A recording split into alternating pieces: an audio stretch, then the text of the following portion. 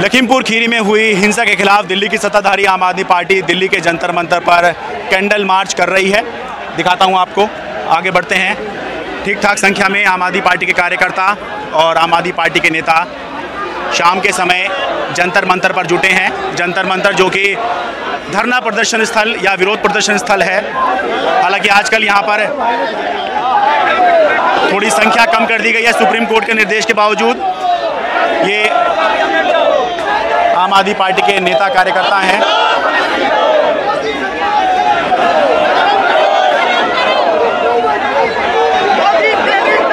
थोड़ा आगे की तरफ चलते हैं।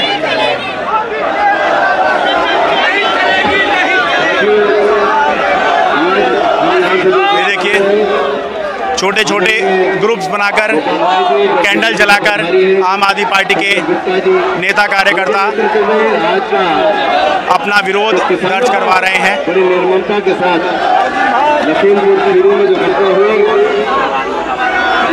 दरअसल ये मेरा तरीका है एक 360 डिग्री तस्वीर दिखाने का, जिससे पता चल सके कि किस तरह का माहौल है। केवल एक जगह पर खड़े होकर नहीं, बल्कि सभी जगहों पर या हर तरफ घूमकर माहौल दिखाने की कोशिश मैं कर रहा हूं।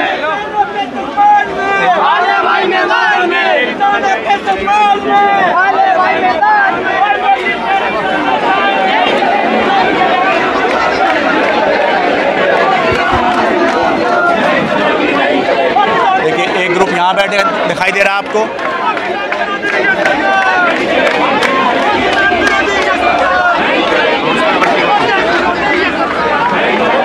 तो अपनी फसलें और नस्लों की लड़ाई के लिए अगर हमारे किसान बैठे हैं तो हम उनके सपोर्ट में आज यहाँ पर आए हैं। अगर ये हमारी बीजेपी गवर्नमेंट ने इतना अत्याचार हमारे, कभी उनको खालिस्तानी, पाकिस्तानी, मवाली ऐसे ऐसे नाम देकर क्या उनका मतलब पेट नहीं भरा, अभी उनकी हत्या ही कर दी है।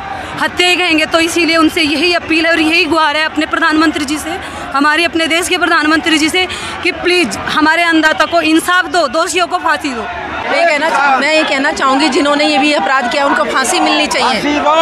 किसानों के परिवारों को नुकसान हुआ उनको मुआवजा वगैरह मिलना चाहिए, सरकारी नौकरी मिलनी चाहिए उन लोगों को। ठीक है, आप बताइए क्या चाह रहे हैं आप? मैं यही चाहता हूँ कि जिन जिन किसानों की हत्या हुई है उनके परिवारों को मुआवजा मिले। और ऐसी निंदनीय हरकत की है भाजपा सरकार ने, मैं उसकी घोर निंदा करता हूँ। पिछले 10 महीने से हमारे अन्नदाता किसान धरने प्रदर्शन पर बैठे, शांतिपूर्वक धरना प्रदर्शन कर रहे हैं।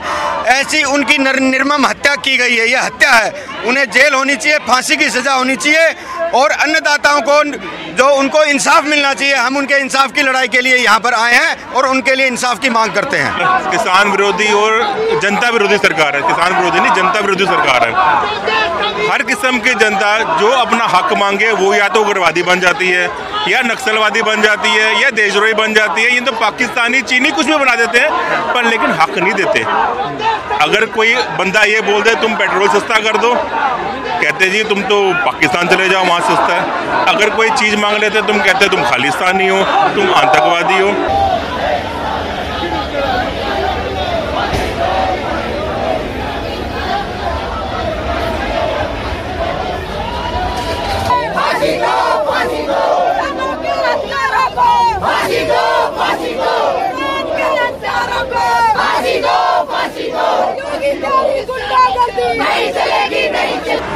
आम आदमी पार्टी के मुख्य प्रवक्ता सौरभ भारद्वाज हमारे साथ। सौरभ जी, क्या संदेश देना चाह रहे हैं इस कैंडल मार्च के जरिए आप?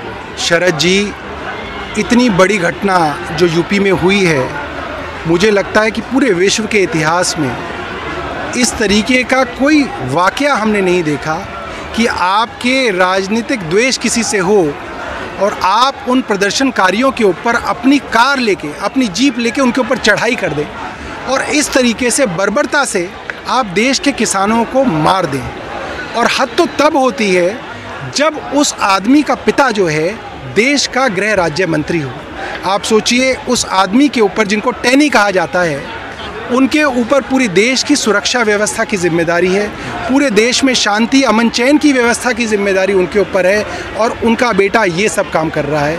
और खुद मंत्री जी, कुछ दिनों पहले ये बयान दे रहे थे कि सांसद और मंत्री होने से पहले मैं क्या था ज़रा पता कर लेना।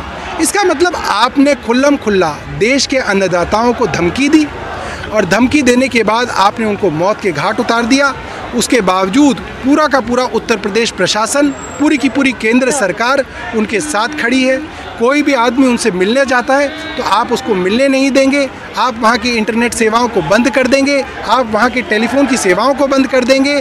प्रशासन पीड़ित के परिवार के ऊपर दबाव बनाएगा कि आप हमारे साथ समझौता कर लें, राजीनामा कर लें।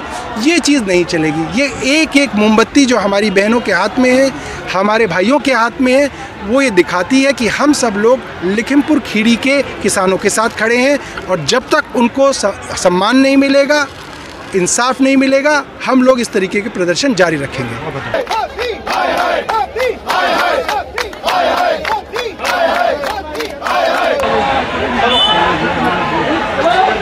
तो कुछ इस तरह से कैंडल जलाकर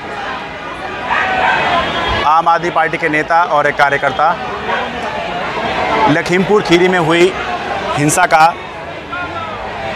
विरोध दर्ज करा रहे हैं। जंतर मंतर दिल्ली से अपने सहयोगी कैमरा पर्सन अश्विनी मेहरा के साथ में शरद शर्मा, NDTV मीडिया।